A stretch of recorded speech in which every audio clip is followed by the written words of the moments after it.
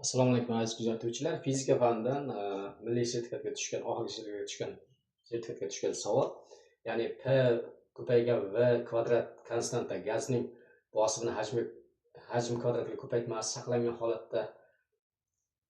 holati uchun bosimi ortib borsa, ya'ni agar mana shu holat uchun bosim ortsa, temperatura qanday o'zgaradi degan savol. Bunaqa savol ko'p tushadi, ko'pchilik adashib ketadi. Bu yerda nimaga e'tibor berish kerak? Birinchi o'rinda mana shu ifodani saqlanishiga e'tibor berish kerak, ya'ni o'zgarmasligiga. Misol uchun bosim 2 marta ortdi deylik. Ya'ni P1 bosim, P2 bosim 2 ta P1. Boshda misol P1 V1 kvadrat edi. Endi shu saqlanishi kerak, ya'ni P2 V2 ning kvadratiga teng bo'lishi kerak o'zi. Umuman mana shu hozir konstanta degan shu saqlanadi, o'zgarmaydi degan. Mana shuni o'zgartirmasdan saqlab qolamiz. Ya'ni P1 V1 ning kvadrati bosim 2 marta ortdi deylik. Shunda 4 marta ortsin, mayli 4 marta ortdi deylik. 4 marta ortsa 4 ta P1, mana P2 ga 4 ta P1 qo'ydim, V2 ning kvadrati. Shunda P1 lar qisqarib ketsa, ildiz oladigan bo'lsak, V1 teng 2 ta V2 bo'ladi. Bundan V2, ya'ni hajmda o'zgarishini baholasak bo'ladi. Ya'ni bosim 4 marta ortganda hajm 2 marta kamayadi.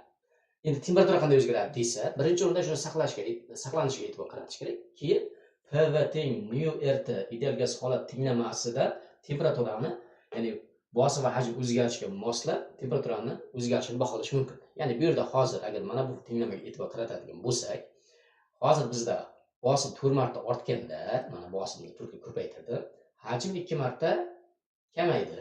Shunda 4 bilan 2 qisqarib ketsa, 2 ko'paytma paydo bo'lyapti. Ya'ni keyingi temperatura baribir boshlang'ich temperaturaga nisbatan ortib ketadi. 2 ko'paytma hosil bo'lyapti. Ya'ni bosimni ortishi ko'proqda, hajm nisbatan kamroq kamaygan. Bosim ko'proq ortadi, hajm kamroq kamayadi va natijada buni saqlanish kerak-da. Natijada temperatura ortib ketadi. Demak, temperatura ortadi degan javobni belgilaymiz.